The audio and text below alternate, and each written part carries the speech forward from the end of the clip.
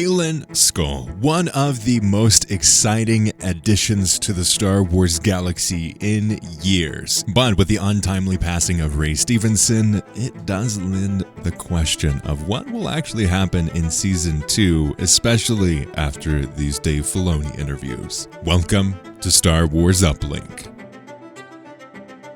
The response around Ahsoka Season 1 was quite surprising, honestly. As the show was coming out, I feel like there were a lot of positive discussions happening around the show. But after months away from the content and the story that was told through that series, it seems to have gone a little bit awry. And I think some of the notes are actually pretty accurate. A lot of the debate, the ones that I would say would be most relevant to discuss, is around the idea of Ahsoka Season 1 more being an outline than an actual show. And I think it's fascinating to think about that in this context, because I feel like Ahsoka was really good at setting things up, but it didn't actually accomplish a whole lot in that first season. And I think that's where ultimately it comes down to the criticism. A lot of what Ahsoka accomplished was resetting things. It brought Thrawn and Ezra back, but it placed Ahsoka and Sabine where they were. So there's benefits and downsides to that. I kind of wish that they did something a little bit differently in terms of the overall flow, or were given more time. Again, this is something that I've said about many Star Wars shows, and I hate the idea that Star Wars is limited to only 8 episodes. That's all they can do.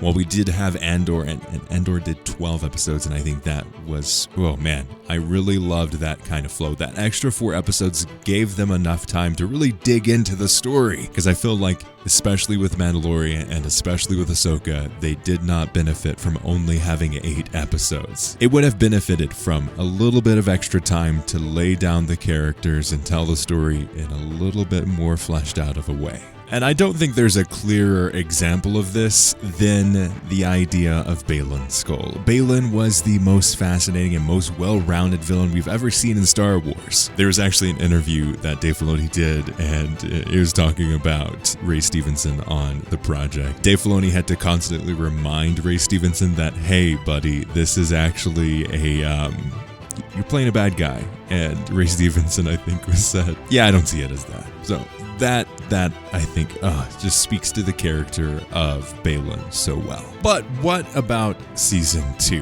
What are they going to do with this continuing timeline and story around Baylan's character? What will they actually do going forward? Because it seemed like how the story was set up in Season 1, that Season 2 would just take off from where that was set up and go even deeper onto the Baylan side of things. This is what Dave Filoni had to say about the whole idea. It wasn't a whole lot, but I think there's something that we can gather from this. Quote, obviously there's a story there. We're in a wait-and-see pattern at this point, but I'm glad the conversation is about Ray and how great he was.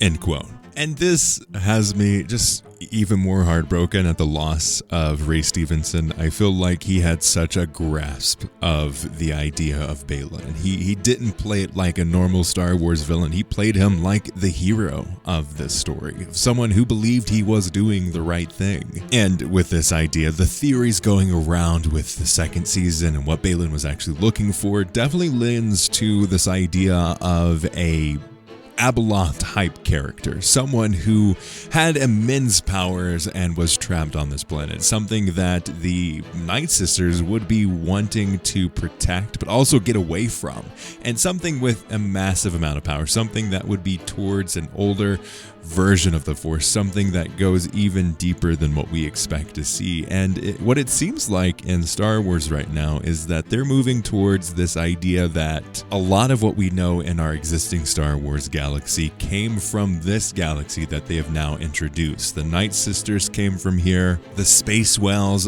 go between these places, and there is life there, something that I was very surprised by. The whole Raider side of things I think was very fascinating, and there's this whole creation and this idea. There's this whole creation and idea around this planet that there is still life here, and there's still, it may not be a lot of life, but it is still there, which I find really fascinating and really intriguing. And I think that could be something that we're going to see more of in the second season. But when it comes to the second season, like the first one, honestly, they'd made some decisions that I didn't really expect them to. Like, I honestly expected them to save Thrawn for the very, very last episode. So the fact that they actually showed him in many more episodes, like I think 3 to possibly 4 of the total 8 episodes, was honestly a surprise to me. And I think similarly, we're going to see something that isn't exactly what we expected. And on that same note, I figured we would see more of Baylan ultimately becoming the big bad for this season 1 and Thrawn for season 2. But I think, honestly, it's gonna be the reverse, or at least it was planned to be the reverse. I feel like they were setting up season 1 to be the Thrawn setup, and then they're gonna put him in the background while they build up the rest of the galaxy around that. And then Baylan is going to be the bigger bad, the more focused antagonist for the second season. I feel like Ahsoka, Sabine, and Baylan were going to be big highlights for what would have been the original plan for season 2.